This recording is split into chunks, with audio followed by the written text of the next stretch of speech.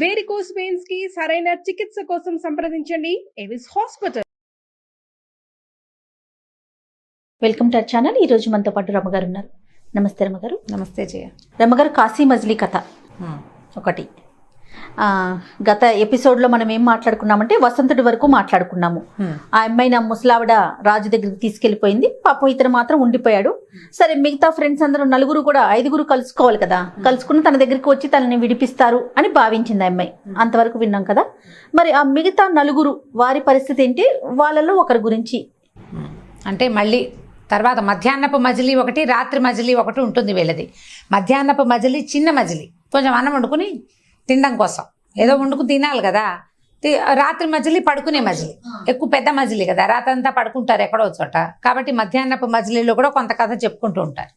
ఈ తర్వాత వేసిన మజిలీలో ఈయన ఏం చేశాడంటే, ఈ కుర్రాడు అడిగాడు, అయ్యో వసంతుడు ఏమైపోయాడు, పాపం కళావతి సంగతి ఏమైంది, మీరు సరిగ్గా చెప్పలేదు, ఇంత మటుకు వదిలేశారంటే, అది కాదురా తర్వాత కథ చెప్తాను, రాముడు ఏం చేశాడో చూద్దాం అన్నాడు. ఈ రాముడు ఎవరు, ఈసారి మళ్ళీ మణిసిద్ధుడు ఏం చేశాడు, మణిని దగ్గర పెట్టుకుని ఆ మణిలోకి చూశాడు. దండం పెట్టి మణికేసి చూస్తే అప్పుడు జరిగిన కథ ఆయనకు తెలుస్తుంది అనమాట. ఈ ఐదుగురు అబ్బాయిల్లో రెండో వాడైన రాముడు మర్రి చెట్టు కొమ్మ మీద ఎక్కాడు. ఆ పక్కన నడిచి 6 రోజులు నడిచాక, 6 రోజులు నడిచిన తర్వాత అతనికి మర్రి చెట్టు కొమ్మ తాలూకు చివరి భాగం దొరికింది. అక్కడికి వెళ్ళాడనమాట. దిగితే ఆ చెట్టు మించి దిగేశాక అదొక పెద్ద అంటే పీఠభూమి లాగా ఉంది, ఖాళీగా ఉందన్నమాట. ఒక కొండ కనపడుతోంది, నరసంచారం లేదు. సరే ఏదో చూద్దాం అనుకుని ఏం చేశాడు, ఆ పర్వతం ఎక్కడానికి మొదలుపెట్టాడు. ఎక్కుతూ ఉంటే ఇక పైకి వెళ్తూ ఉండటమే. ఆ కొండకి దరి తెన్ను లేదు, ఎటు వెళ్తున్నానో అర్థం కాలేదు అతనికి.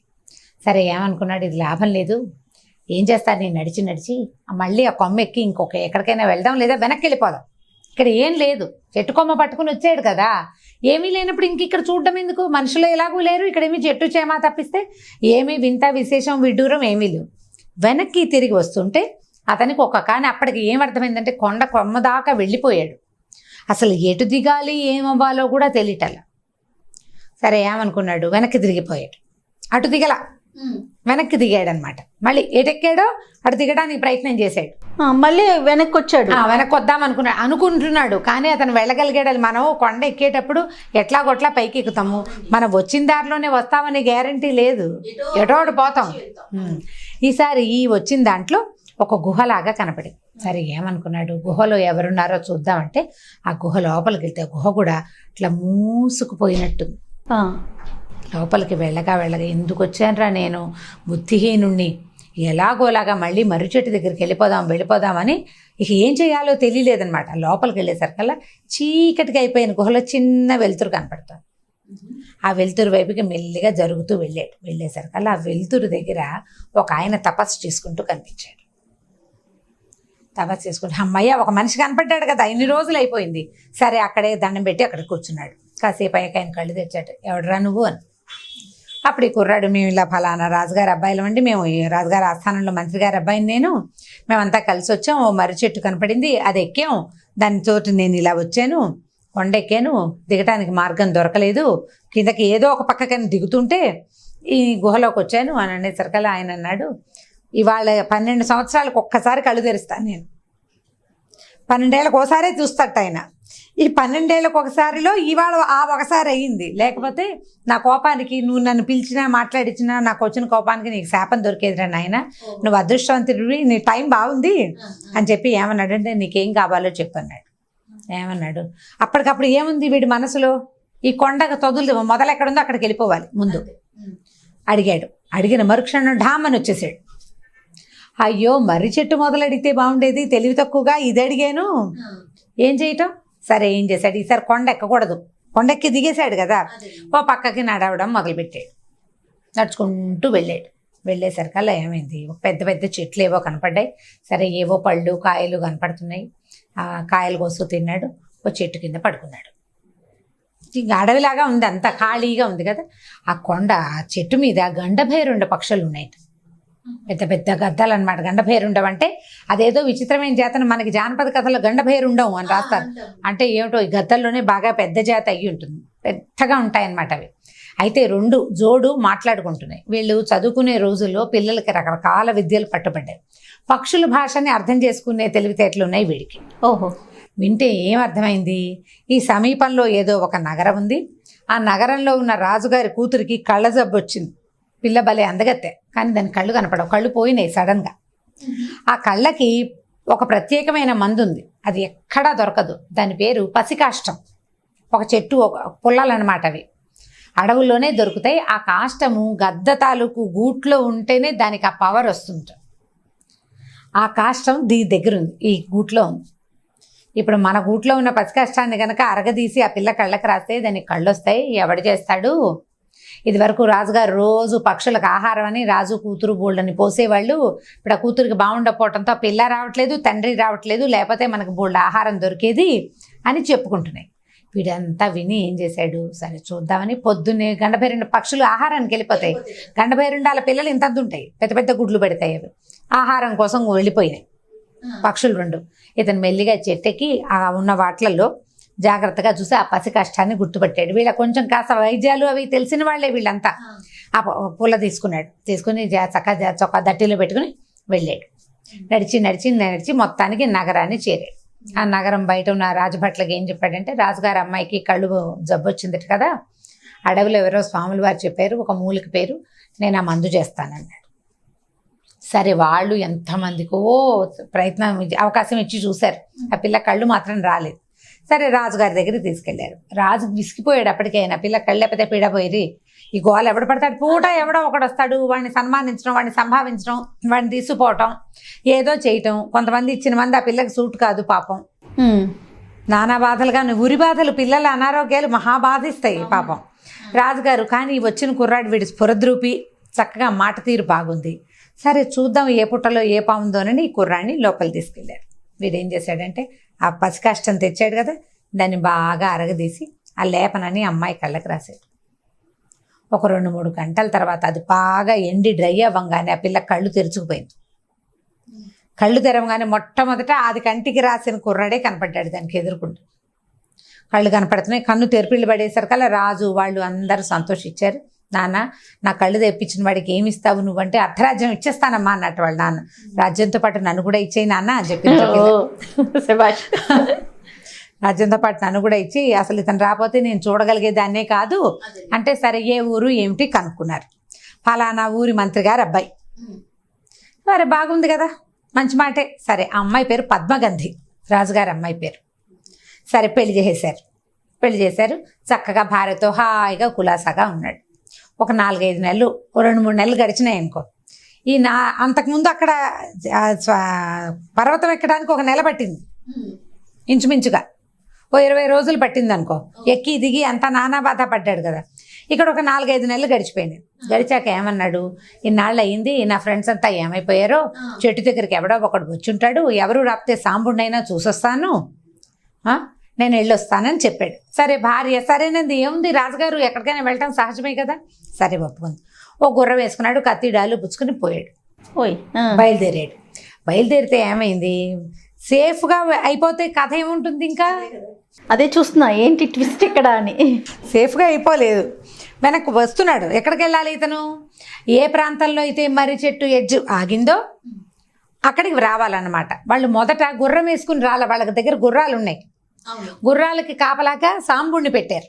ఎందుకంటే ఈ చెట్టు ఎక్కాక ఆ చెట్టు కొమ్మలు బండి వెళ్ళేంత పెద్దవిగా ఉన్నాయి. తర్వాత లేకపోతే గుర్రాలు ఏమవుతాయి, అందుకని గుర్రాలు వేసుకురాలి. ఇతనికి తెలుసు దాని మీద గుర్రంతో వెళ్ళిపోవచ్చు.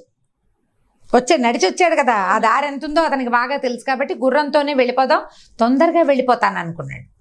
సరే ఈ వచ్చే దారిలో ఈ అడవిలో ఒక చోట పడుకున్నాడు. ఈ మర్రి చెట్టు మొదల దగ్గరికి చేరాలి కదా ఇతను, ఆ కొమ్మ ఎడ్జి దగ్గరికి. ఓ రోజు పడుకున్నాడు. ఆ రోజు సాయంత్రం చీకటి పడిపోయింది. ఏదో తెచ్చుకుని ఆహారం తిన్నాడు, ఓ చెట్టు కింద పడుకున్నాడు.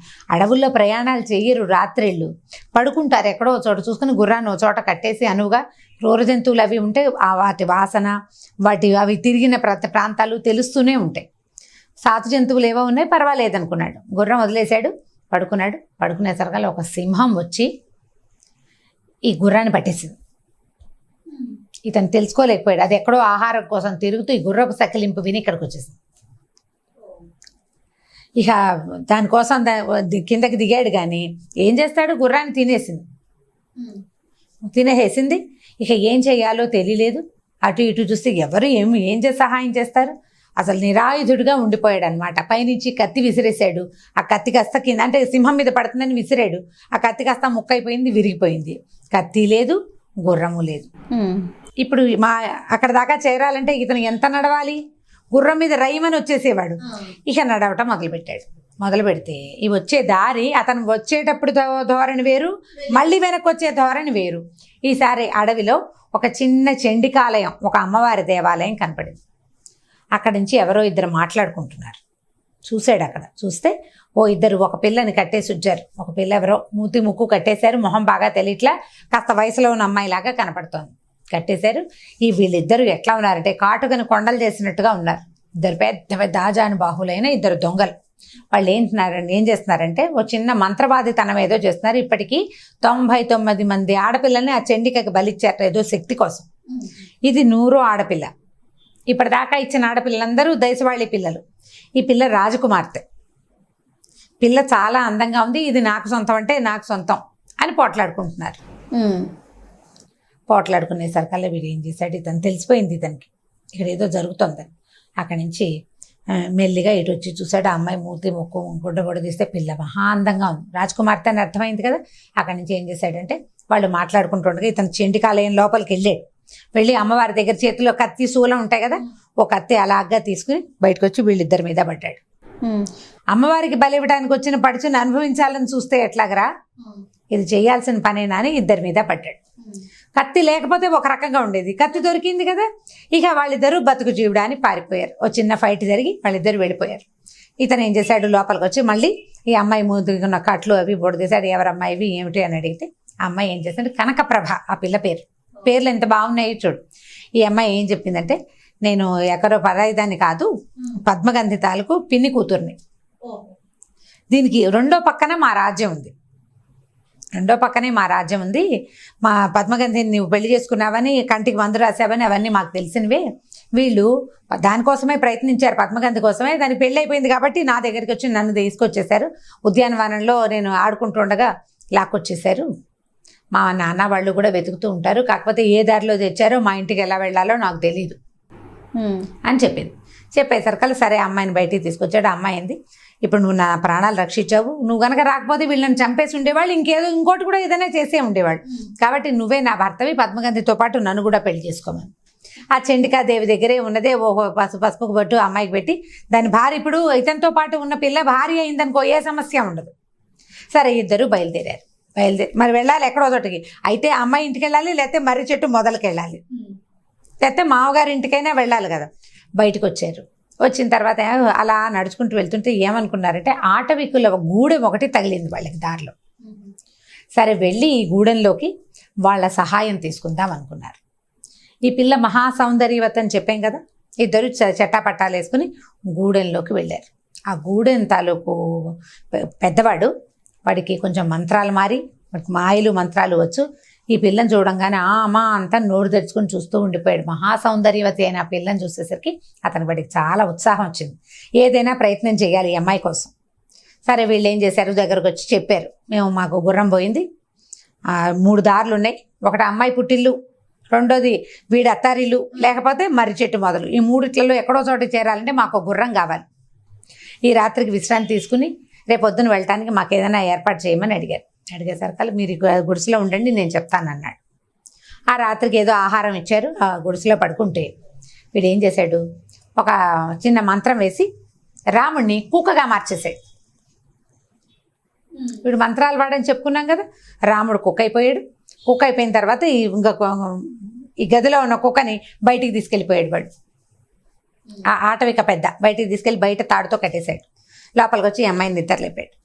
నన్ను పెళ్లి చేసుకో అని చెప్పి, నిన్ను పెళ్లి చేసుకోవడం ఏంటి, నాకు పెళ్ళి అయిపోయింది, నా పక్కన ఉన్నవాడు నా మొగుడేను, నేను మీ రాజుగారి అమ్మాయిని, నీకు నాకు పెళ్ళేమిటి, నువ్వు ఆటవికుడివి అన్నది. అబ్బే అలా ఏం కుదరదు, మీ ఆయన నువ్వు చెప్తున్నావు కదా, వాడిని కుక్కని చేశారు, వాడిని మనిషి అవడిగా, నువ్వు నన్ను పెళ్లి చేసుకున్నావా, వాడిని వదిలిపెడతా కనీసం ప్రాణాలతోటి, ఆ కుక్కని నీ దగ్గరే ఉంచుకుందు కానీ, లేకపోతే కుక్కని చంపటం ఎంతసేపు, మనిషిని చంపాలంటే వాడు ప్రతిఘటిస్తాడు, కుక్క ఏం ప్రతిఘటిస్తుంది అనేసరికి దీనికి అర్థం కాలే. అయ్యో ఇదేంటి, ఎక్కడి నుంచో అక్కడేదో తప్పించుకున్నాను అనుకుంటే వీడి దగ్గర దొరికిపోయాను అనుకుని కొంచెం బాగా ఆలోచించుకుని కాస్త తెలివైంది అనమాట ఈ అమ్మాయి.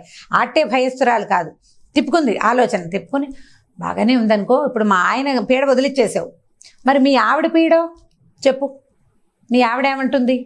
రేపొద్దు నుంచి నేను ఇక్కడ ఉండాలంటే ఆవిడ ఒప్పుకుంటుందో ఒప్పుకోదో.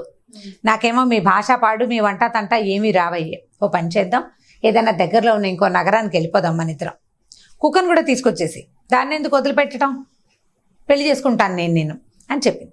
చెప్పేసరికల్లా సరే బయలుదేరారు. అప్పటికప్పుడు రాత్రికి రాత్రి 12 గంటల అయ్యేసరికల్లా ఈ ఆటవికుడికి ఏముంది, అడవులో నడవటాలు తిరగడాలు వాడికి అలవాటే, వాడికి ఏం భయం లేదు. ఈ అమ్మాయిని కుక్కని చేత్తో పుచ్చుకుని ఈ ఆటవిక గూడెని దాటేసి హేలానగరం వెళ్దామనుకున్నారు వాళ్ళు. ఆ హేలానగరం వైపు దారి తీశారు. కథ కంచికి మనం ఇంటికి. నేను ఇంకా చూస్తున్నా ఏంటి అని. చాలాసేపు చెప్పేశాం కదా, మిగిలిన కథ మళ్ళీ ఎపిసోడ్లో చెప్పుకుందాం. తప్పకుండా రమ్మగారు. నమస్తే. నమస్తే.